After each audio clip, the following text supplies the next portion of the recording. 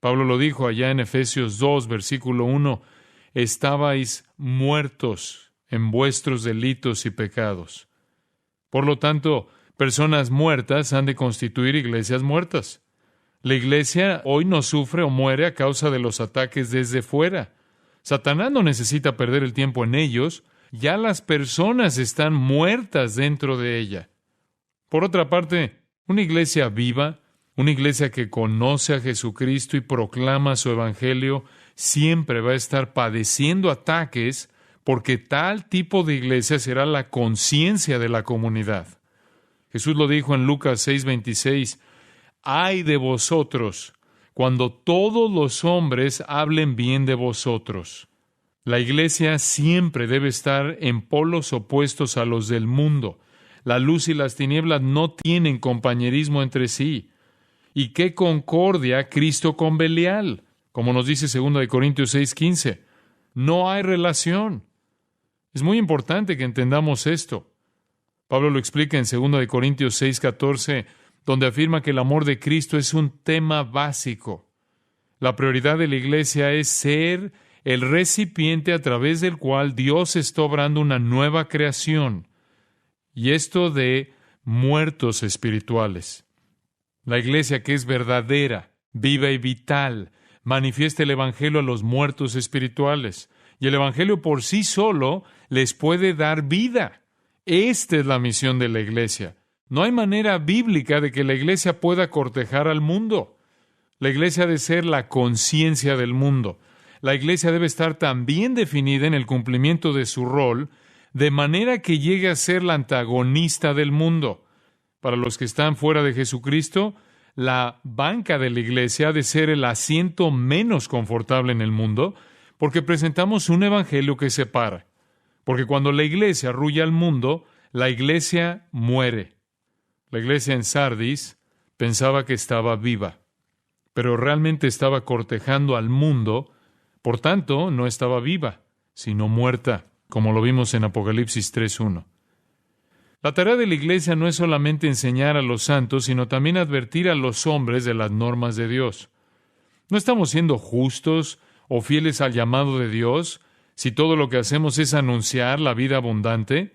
Ahora bien, la salvación es una dimensión grande, pero en algún momento hemos tenido que proclamar que el hombre es un pecador, que está apartado del Dios Santo y que a los ojos de Dios es objeto del juicio de Dios.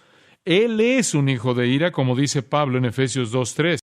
Proclamar con denuedo la verdad de Jesucristo y la verdad del hombre en su pecado es dividir. En Mateo 10:34 al 36, Jesús dijo, «No penséis que he venido para traer paz a la tierra. No he venido para traer paz, sino espada. Porque he venido para poner en disensión al hombre contra su padre, a la hija contra su madre, y a la nuera contra su suegra. Y los enemigos del hombre serán los de su casa». La iglesia verdadera de Jesucristo, entonces, no es una institución religiosa que acoge a todo el mundo. Es el cuerpo de Cristo, apartado para Dios, en unión y matrimonio exclusivo con Cristo y redimidos por fe. Ninguna persona fuera de esa redención puede ser parte de ella. La demanda para la iglesia y nuestra labor como pueblo es advertir a los que no han recibido a Cristo, advertirles con amor, pero advertirles aún así de que están en peligro del terror del Señor. Esta es nuestra tarea. Nuestro texto es una advertencia a los que piensan que están cómodamente atrincherados en la iglesia, pero en realidad no lo están. Esta no es una advertencia para los que están fuera de la iglesia. Es una advertencia para nosotros, los que estamos involucrados en la iglesia, asegurarnos que somos auténticos. Pienso que es justo que al comenzar nuestro ministerio aquí nos detengamos y nos acerquemos a esta verdad con un sentido de sobriedad y seriedad para comprender nuestra condición como individuos ahora mismo ante los ojos de Dios. Y estoy seguro de que en esta iglesia hay personas que no conocen a Jesucristo de manera personal y vital. Estoy convencido de ello a causa del número de la congregación esta mañana. Hay muchos sentados aquí mismo, en este auditorio, que han venido a la iglesia muchas veces, pero que no conocen a Jesucristo. Quizás ellos hasta experimentan sensaciones religiosas y tal vez hasta emociones santurronas, pero ellos no conocen a Jesucristo. Estoy convencido de que antes de que como iglesia podamos movernos como un cuerpo, debemos llegar a ser una unidad. La única manera entonces en que podemos estar unidos y llegar a ser uno como Cristo oró que fuéramos, es cuando todos seamos auténticos, genuinos en Cristo. Quiero, pues, que examinemos cuidadosamente nuestras vidas. Observemos la escena en Mateo 7:22 y la frase en aquel día. Esta frase es importante porque es una referencia a un día particular que viene en el que Cristo va a juzgar. La idea de en aquel día está relacionada en la Biblia con el juicio, y esta es una ilustración de aquel día. Una referencia similar a el día aparece en 1 Corintios 3:13 con relación al tiempo del juicio de los creyentes. Aparece con frecuencia en varios pasajes de la Biblia con relación al juicio divino de los incrédulos. Por ejemplo, en Isaías 2:12 la vemos, en Joel 2:1, Malaquías 4:5, Primera de Tesalonicenses 5:2, Segunda de Pedro 3:10. Está por venir un día en el que Dios va a juzgar. Está por venir un día en el que el gran trono blanco va a ser una realidad. Apocalipsis 20:11 y 12 ilustra este gran cuadro del juicio final, diciendo: y vi un gran trono blanco y al que estaba sentado en él, de delante del cual huyeron la tierra y el cielo, y ningún lugar se encontró para ellos.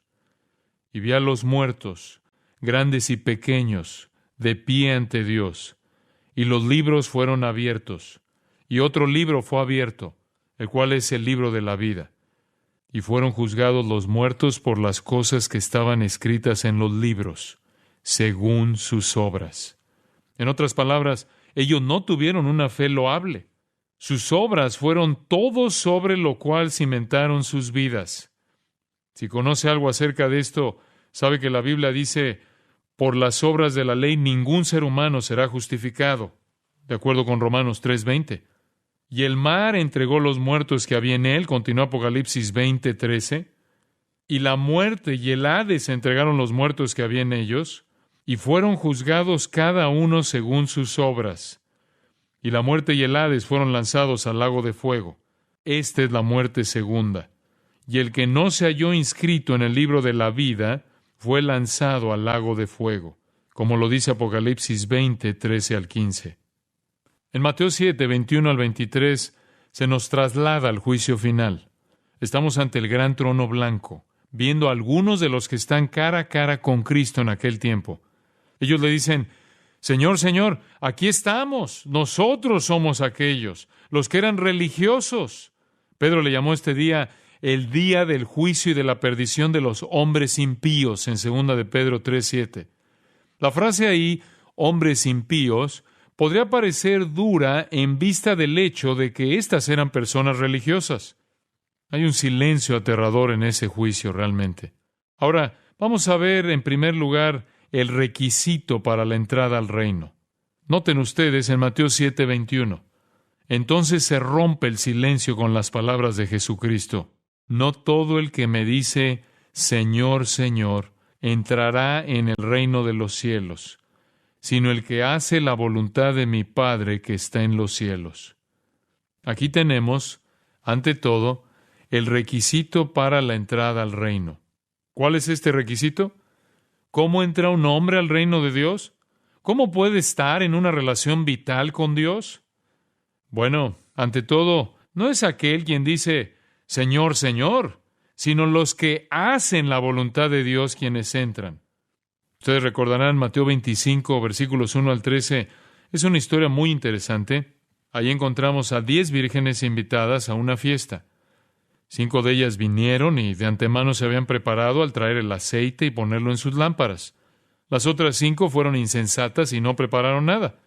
En Mateo 25:11, la puerta se cierra y las 5 que quedan fuera dicen, Señor, Señor, ábrenos. Pero el Señor de la fiesta responde, de cierto os digo que no os conozco.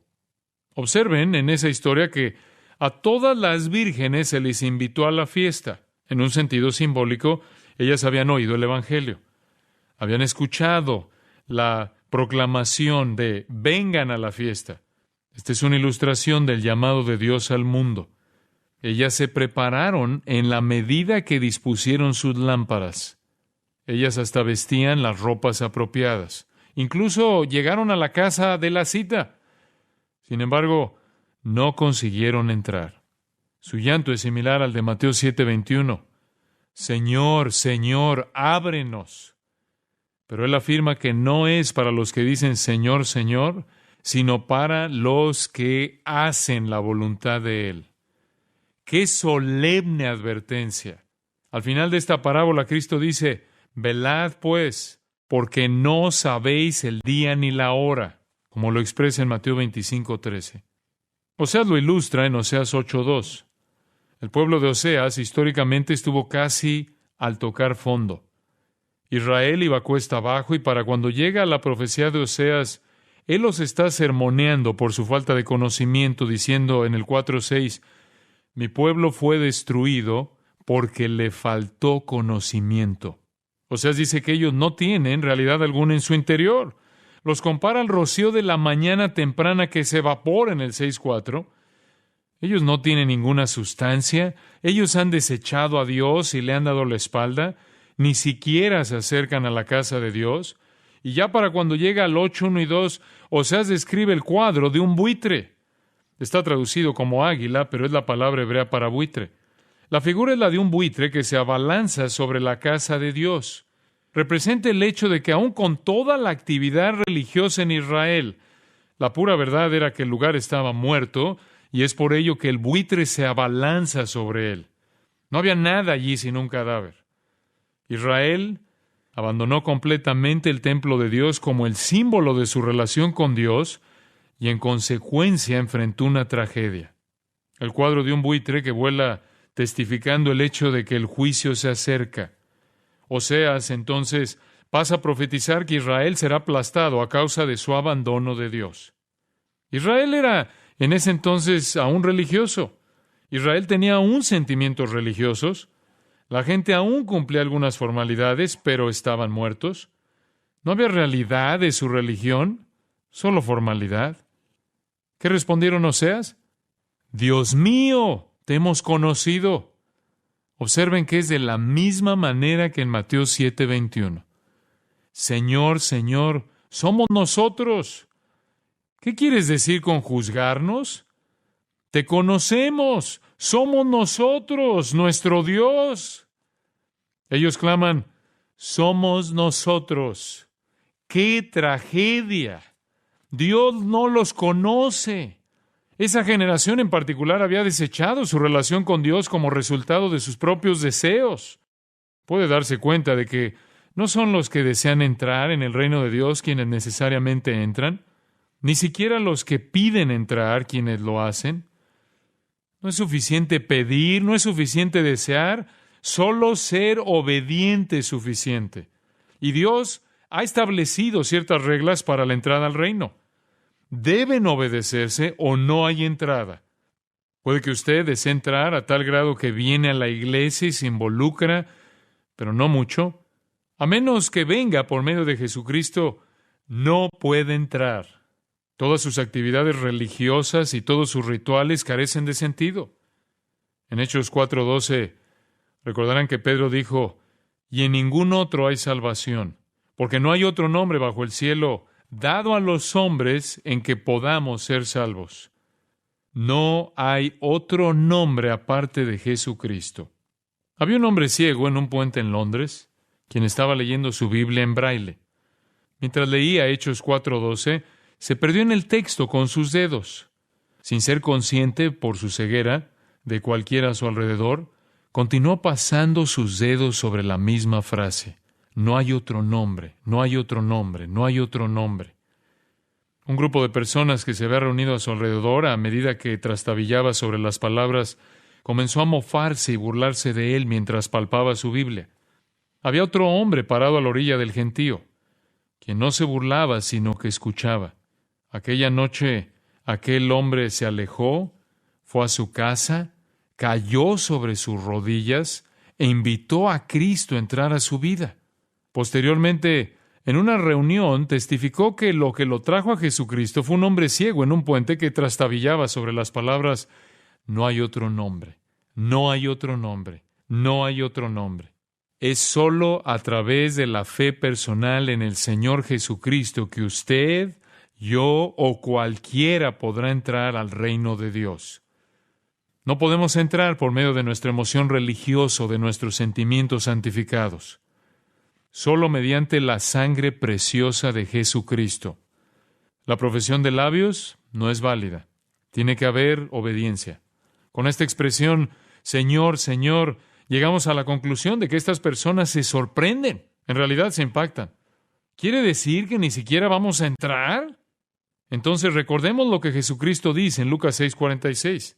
¿Por qué me llamáis Señor, Señor, y no hacéis lo que yo digo?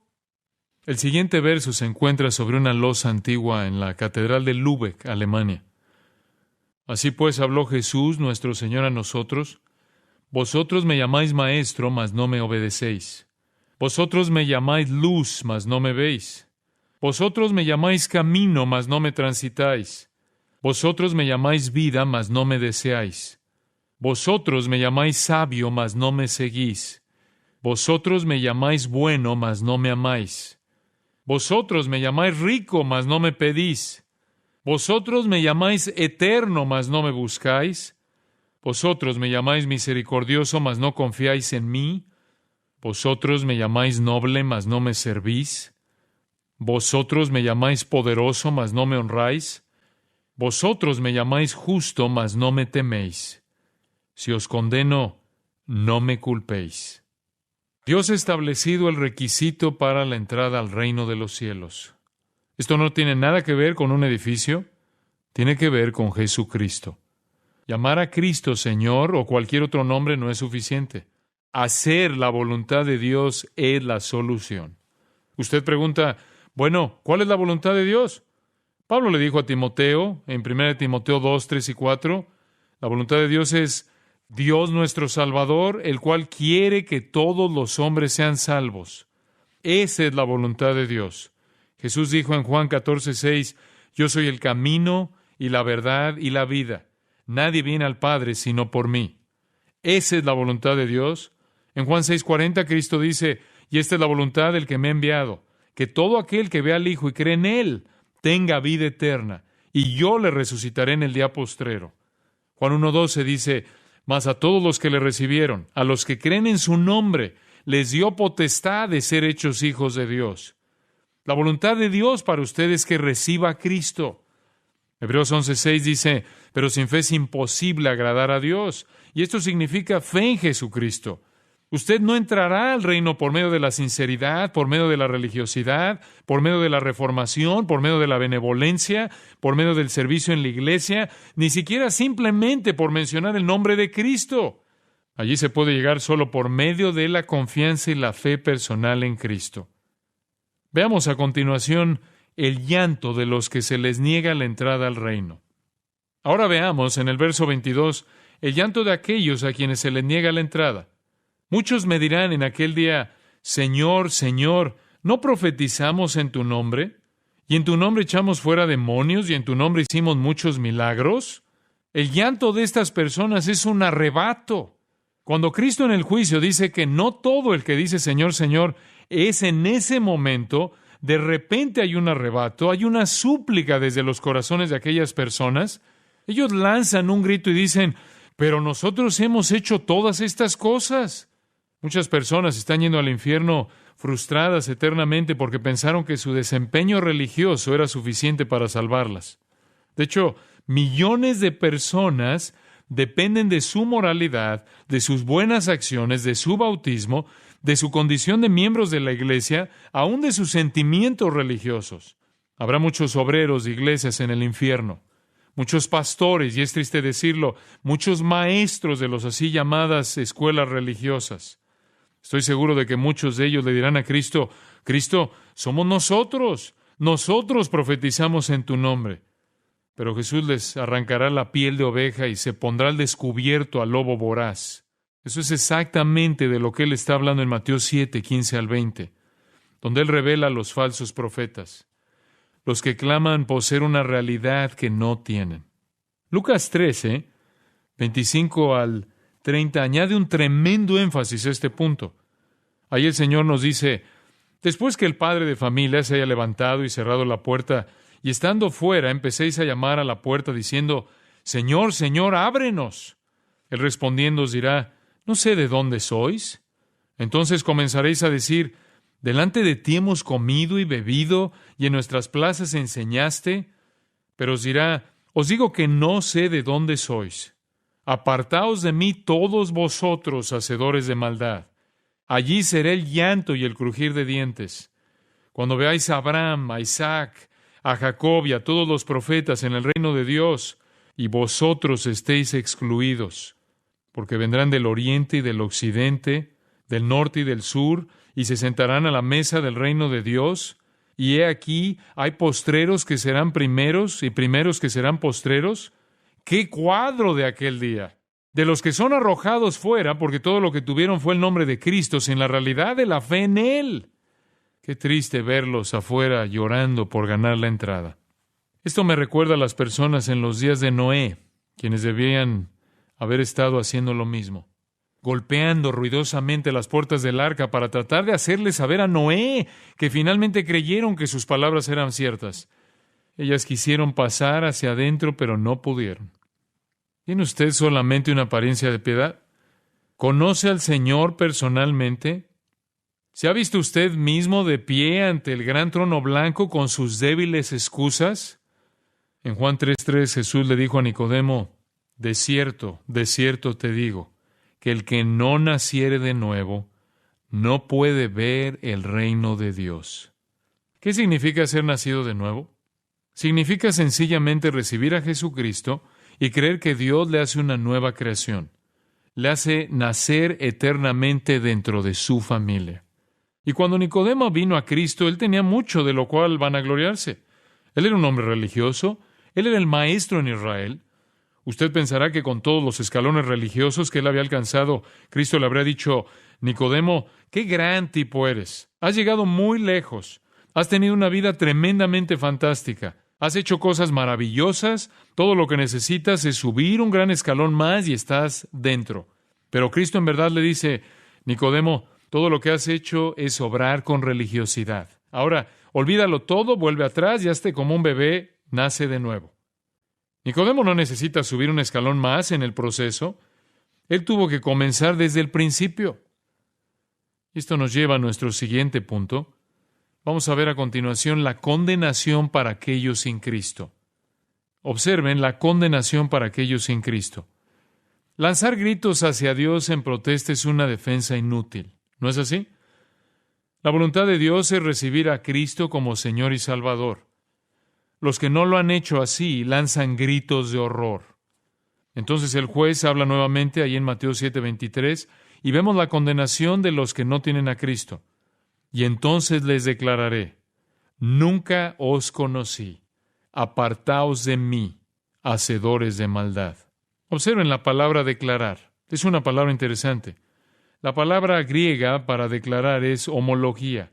Significa proclamar abiertamente. Aquí Cristo proclama abiertamente que Él no los conoce. Esa misma palabra, de hecho, se usa en Mateo 10:32, donde Jesús dice: a cualquiera, pues, que me confiese delante de los hombres, yo también le confesaré delante de mi Padre que está en los cielos. Si gustosa y abiertamente usted no proclama a Cristo aquí en la tierra, entonces Él no le proclamará abiertamente a usted en el cielo. En lugar de esto, Él dirá: nunca os conocí. Ahora llegamos a uno de los conceptos más importantes en toda la Biblia. Se representa con la palabra conocer. Alguna que otra vez me escucharán repitiendo este concepto porque es de importancia fundamental. ¿Qué significa para Dios conocer una persona y no conocer a otra? Sabemos que no significa que Él no es consciente de las personas. Sabemos que Él no está diciendo: no sé quién eres. Él sabe quién es cada uno. Él cuenta los cabellos de la cabeza de cada uno. Mateo 10, 29 y 30 nos dice que Él sabe cuando cae un gorrión. Él sabe todo lo que hay para saber. Entonces, ¿qué quiere decir Cristo cuando dice, nunca os conocí? En 2 de Timoteo 2:19 se nos da la clave. Ahí Pablo escribe, conoce el Señor a los que son suyos. ¿Qué significa esto? ¿Qué trata él de decir? La palabra conocer en las Escrituras implica una relación de amor única. En Amós 3:2 Dios dice, a vosotros, esto es, a ustedes, Israel, solamente he conocido. Ahora, ¿es Israel la única nación de la cual Dios tiene conocimiento? No, claro que no. Él conoce a cada nación. ¿Qué estaba diciendo? Él estaba diciendo, yo tengo una relación íntima con Israel. El Antiguo Testamento se refiere al concepto de un hombre y una mujer que se unen en una relación que produce un hijo como un hombre conociendo a su esposa. Por ejemplo, Génesis 4:17 dice, y conoció Caín a su mujer. Nosotros no suponemos que él conoció a su esposa en el simple sentido de solo conocerla. Es obvio, o él no se habría casado con ella en un principio si él no la había conocido de esa manera. Al contrario, es algo más que esto. El versículo continúa diciendo, la cual concibió y dio a luz a Enoc. En otras palabras, conocer se refiere a la mayor y excepcional relación de amor posible. Debemos recordar que la Biblia dice que José no había conocido a María, y en Mateo 1:18 y 25. Por esta razón, se conmocionó tanto al saber que ella estaba encinta. José debía escoger entre dos opciones. O la apedreaba o se separaba de ella en consecuencia, ya que estaba embarazada y él nunca la había conocido. La palabra conocer en el terreno humano implica entonces una relación de amor única entre dos personas. En términos de la relación de Dios, la misma definición es correcta. Pablo, ahí en Gálatas 4:9, dice que los creyentes somos conocidos por Dios. La belleza de nuestra intimidad con Dios es comparable con la de un hombre al conocer a su esposa. Esto es lo que vemos en las Escrituras. Dios se refiere a Israel como su esposa en Oseas capítulos 1 al 3, y la iglesia se presenta como la novia y Cristo como el novio en Efesios 5, 25 al 32. Nosotros tenemos una relación de amor íntima con Dios. Esta se ilustra hermosamente en las palabras de Cristo en Juan 10:14, cuando el Señor dijo, yo soy el buen pastor, y conozco mis ovejas, y las mías me conocen. Mientras leo el pasaje, voy a sustituir la palabra conocer por amor. Yo soy el buen pastor, y amo mis ovejas, y las mías me aman. Así como el Padre me ama, y yo amo al Padre, y pongo mi vida por las ovejas, mis ovejas oyen mi voz, y yo las amo, y me siguen. Y yo les doy vida eterna. Y no perecerán jamás, ni nadie las arrebatará de mi mano. Mi Padre que me las dio es mayor que todos, y nadie las puede arrebatar de la mano de mi Padre. Yo y el Padre uno somos. ¿Se da cuenta de la belleza y la intimidad de la relación de amor que tenemos con Jesucristo? En Romanos 11:2 el apóstol Pablo dice, ¿no ha desechado Dios a su pueblo, al cual desde antes conoció? Dios predeterminó con usted una relación de amor si usted es cristiano. En el consejo de Dios, por el acto soberano de su voluntad, Él preordenó que usted sería un hijo de Dios, como lo vemos en Efesios 1:4. Usted tiene una relación de amor predeterminada con Dios, al igual que la tuvo Israel y aún la tiene. La intimidad de esa relación de amor es tan hermosa que Dios se refiere a ella con el más grandioso de los términos humanos. Y este es la consumación del amor entre un hombre y una mujer. Cuando Dios dice, yo conozco mis ovejas, cuando Cristo dice, yo te conozco, quiere decir que usted y yo tenemos una relación de amor íntima con ellos. Noten qué concepto tan glorioso. Pero a aquellos que no tienen esa relación de amor, les dice, nunca os conocí. Ellos no tienen tal relación de amor predeterminada. Ellos no tienen tal relación como la de la oveja y su pastor, o como la de una novia y su novio. Estar fuera de esa relación de amor especial es sufrir su juicio, es escuchar las palabras terribles, apartaos de mí, qué tragedia. Cristo reitera esas palabras fuertes en el tiempo del juicio en Mateo 25:41, diciendo, entonces dirá también a los de la izquierda, apartaos de mí, malditos, al fuego eterno preparado para el diablo y sus ángeles. Qué pena es que el cuadro final del juicio sea una trágica descripción de tristeza. Los incrédulos de todos los tiempos son llevados ante Dios. Jesucristo reitera la condición para la entrada al reino. Hacer la voluntad de Dios. Esa es la condición. Ellos claman, los que quedan apartados, y dicen, pero en tu nombre hemos hecho todas estas obras. Pero el juez habla finalmente y dice, a ustedes los condeno, porque nunca tuvimos una relación de amor. El cristianismo no es una formalidad. El cristianismo no es una religión. Es una relación de amor personal con Jesucristo. ¿Tiene usted esa relación de amor? ¿Conoce a ese?